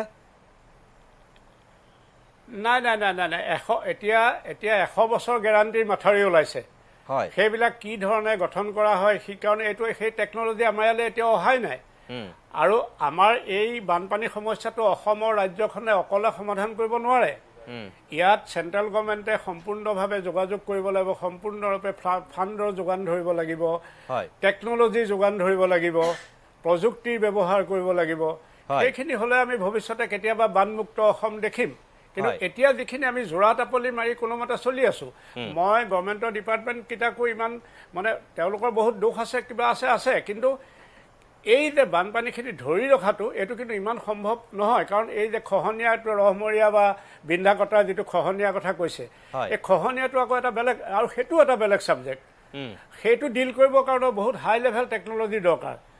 এই গোটেই এতিয়া অলপ আগতে যিটো কথা আমাৰ তুলাৰামে বৰ ডাঙৰ কথা এটা কৈছিল যে আমাৰ সদিচ্ছাবিলাকৰ ক'ত অভাৱ যে মই সোৱণশিৰিত আজি 2 বছৰমানৰ আগতে মই কাম কৰা কোম্পানীটোৰ হৈ তাত মই পাব্লিক ৰিলেশ্যন এডভাইচাৰ হিচাপে কাম কৰিছিলোঁ।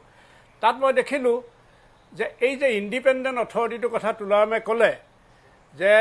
এখন ইণ্ডিপেণ্ডেণ্ট অথৰিটি থাকিব যি প্ৰজেক্টৰ পানী এৰা নেৰা বিষয়ে ডিচিশ্যন ল'ব, আগতীয়াকৈ ফ'ৰকাষ্ট কৰিব, ইয়াৰ পলিচি ডিচিশ্যন ল'ব, সেইটো তাত হোৱা নাই। ৰঙা নদীৰ ক্ষেত্ৰতো হোৱা নাই। গতিকে মই ভাবোঁ অসমৰ এতিয়া যিখন চৰকাৰ আছে এই চৰকাৰখনৰ কেপাচিটি আছে, তেওঁলোকৰ কথাত আছে, তেওঁলোকে এই প্ৰজেক্ট অথৰিটিকেইটাক বাধ্য কৰিব লাগে যে এই ইণ্ডিপেণ্ডেণ্ট ৰেগুলেটৰী অথৰিটিবিলাকে যাতে সম্পূৰ্ণভাৱে কাম কৰে। আৰু মই নিজে নিজ চকুৰে যিটো দেখি আহিলোঁ, মই একো লাভ দেখা নাই। আমি সমস্যাহে পাই আহিছোঁ। আমি ফ্ৰী পাৱাৰ পাইছোঁ মাত্ৰ অকণমান, যিটো অৰুণাচলে পাইছে তাতকৈ নগণ্য এটা ফ্ৰী পাৱাৰ অকণমান পাম, কিবা অকণমান। আমাৰ গোগামুখ ধেমাজিৰ গৰিষ্ঠ সংখ্যক যুৱকে তাত লেবাৰ কাম কৰা বাদে বাকী অৰুণাচলৰ যিখিনি অৰুণাচলে সা সুবিধা পাইছে, মই নিজে দেখি আহিলোঁ যে ঠিকা ঠুকলি কিবা কিবি লেবাৰ কণ্ট্ৰেক্টৰ পৰা আৰম্ভ কৰি দৈমুখ টাউনখনৰ ডেভেলপমেণ্টৰ পৰা আৰম্ভ কৰি চব অৰুণাচলে পাইছে। সেইটো আমি নাই পোৱা। আৰু দ্বিতীয়তে আৰু এটা কথা হৈছে, এই প্ৰজেক্টবিলাকত এটা অতি গুৰুত্বপূৰ্ণ কথা মই শেষত কৈ যাওঁ যে এই প্ৰজেক্টবিলাক এনেকুৱাকৈ ডিজাইন কৰা হয় যে কেতিয়াবা যদি বান্ধটো ভাঙে, যিটো ডেম ব্ৰেক ফ্লাড বুলি কয়, এই ফ্লাডটো মিনিমাইজ কৰিবৰ কাৰণে বা এনেকুৱা ডাইজেষ্টাৰৰ সময়ত পানী এৰাৰ সময়ত ফ্লাডটো মিনিমাইজ কৰিবৰ কাৰণে এই মাথাউৰি ছিষ্টেমটো ষ্ট্ৰেংথেন কৰি দিয়াটো, মানে এডিকুৱেট মাথাউৰি দি যাতে গাঁৱলৈ পানী যাব নোৱাৰে, সেই দায়িত্বটো কিন্তু প্ৰজেক্ট অথৰিটি। সেই প্ৰজেক্ট অথৰিটি সেইটো প্ৰজেক্টত সেইটো প্ৰভিজন থাকে। কিন্তু আমাৰ কথা হ'ল কি, আমাৰ এই মনিটৰিংটো অভাৱ। আমি মনিটৰ কৰিব পৰা নাই যে প্ৰজেক্ট অথৰিটিয়ে সেই কামটো আচলতে কৰিছে নাই। আৰু এটা আছিল যে সোৱণশিৰি প্ৰজেক্টৰ ক্ষেত্ৰত এক্সপাৰ্ট বডিয়ে যিটো কৈছিল যে এই কোম্পানীবিলাকে কি কৰে, এই ডেম বনোৱা কোম্পানীবিলাকে পইচাৰ কথা ভাবে। এটা কথা কনচেপ্ট আছিল প্ৰজেক্ট ইঞ্চুৰেঞ্চ। প্ৰজেক্ট ইঞ্চুৰেঞ্চটো এনেকুৱা বস্তু, মানে নামনি অংশৰ মানুহৰ সা সম্পত্তি এইবিলাকক লৈ এটা ইঞ্চুৰেঞ্চ হয়। হয়তো বছৰত কিবা কেইকোটিমান টকা প্ৰিমিয়াম দিব লগাৰ কাৰণে হয়তো এই কোম্পানীবিলাকে যে প্ৰিমিয়ামটো দি থাকিব লাগিব, তেওঁলোকে এই নামনি মানুহৰ যিটো ইঞ্চুৰেঞ্চ, এই ইঞ্চুৰেঞ্চটো কৰি দিয়ে। এইটো আমি তেওঁলোকক মেণ্ডেটৰী কৰিব পাৰিব লাগিব যে এই ধৰণে যদি ডিভাষ্টেশ্যন আজি ৰঙা নদীত যিটো হৈছে, এইটো হ'লে যাতে দুই পাৰৰ মানুহে কম্পেনচেশ্যন পায়। এই ধৰণৰ কথাবোৰ গভৰ্ণমেণ্টে দামোদৰ ভেলী প্ৰজেক্টৰ নিচিনা ইমান 70 বছৰ আগতে বনোৱা প্ৰজেক্ট আছে, ভাক্ৰা নেগাল প্ৰজেক্ট আছে, সেই প্ৰজেক্টবিলাকততো এইটো হোৱা নাই। কিন্তু আমাৰ হৈছে কি, নীতি নিয়ম চব আছে, কিন্তু তাক ভালদৰে ইমপ্লিমেণ্ট হোৱা নাই।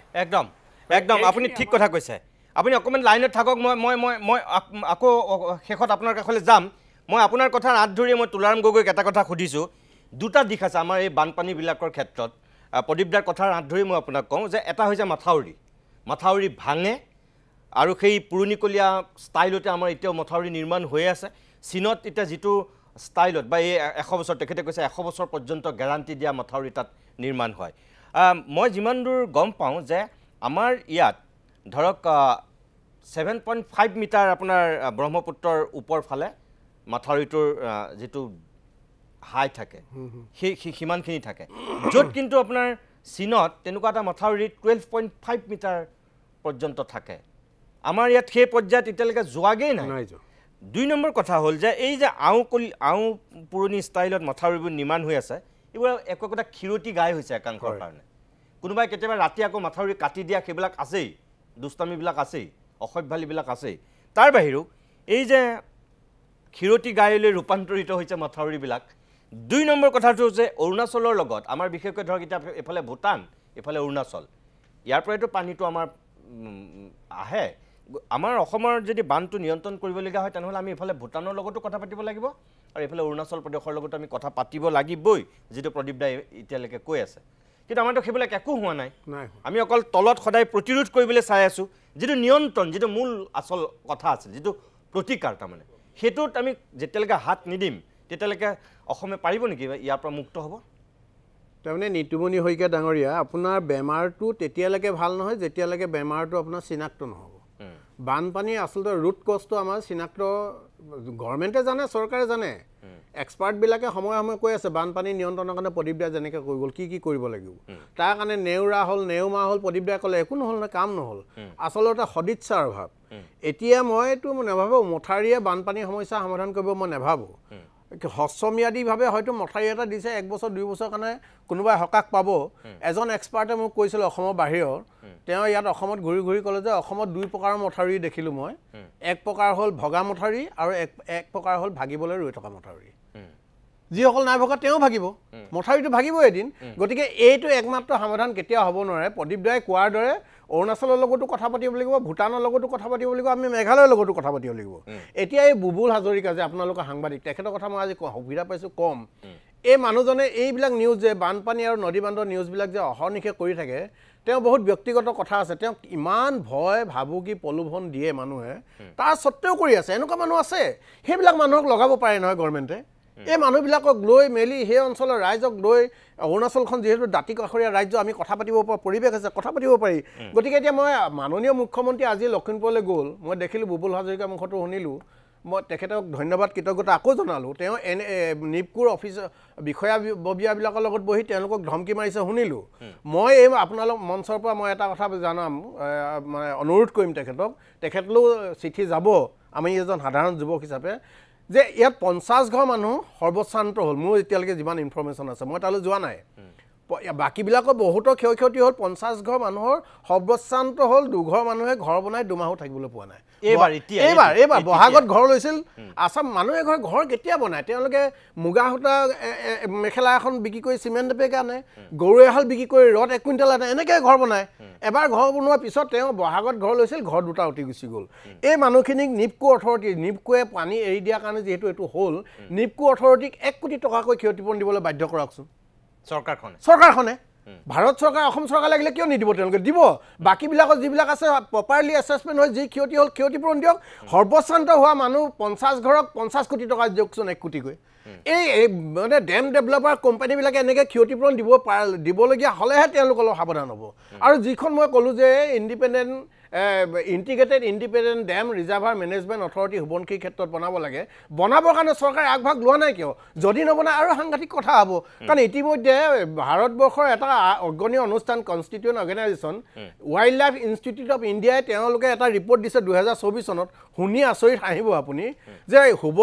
নামনি সোৱণশিৰি জলবিদ্যুৎ প্ৰকল্প এইটো গতিত যদি কমিশ্যন হয় সোৱণশিৰি আৰু দুলুং ৰিজাৰ্ভ ফৰেষ্টত থকা হাতীবিলাক বোলে উঠি যাব হাতীবিলাক উঠি যাব ওচৰত থকা আমি মানুহবিলাক ক'ত যাম আমি চিঠি লিখিলোঁ তেওঁলোকে কৈছে নাই আমি মানুহৰ হিউমেন বডিৰ ওপৰত আমি কনচাৰ্ণ নহয় আমি ৱাইল্ড লাইফৰ ওপৰত কনচাৰ্ণ মোক তেওঁলোকে উল্টাই প্ৰশ্ন কৰিলে আপোনাৰ বেমাৰ হ'লে আপুনি ভেটেনেৰীত যাবনে আপুনি মেডিকেলত হিউমেন মেডিকেলত যাব গতিকে আমি ৱাইল্ড লাইফ চাইছোঁ ৱাইল্ড লাইফৰ কথা কৈছোঁ এতিয়া গতিকে চৰকাৰ দুইখন যিহেতু আমাৰে চৰকাৰ আমিও অংশীদাৰ দল মাননীয় মুখ্যমন্ত্ৰী মই ভাবোঁ তেওঁ অতি দক্ষ ডাইনেমিক গতিশীল তেওঁ মানুহ আৰু ব্যক্তি তেখেতে পাৰিব তেখেতে নোৱাৰিলে আমি বেলেগৰ ওপৰত আশা কৰি লাভ নাই গতিকে তেখেতক অনুৰোধ নিপকো কৰ্তৃপক্ষৰ পৰা এই সৰ্বশান্ত হোৱা 50 ঘৰ মানুহক 1 কোটিকৈ টকা দিয়ক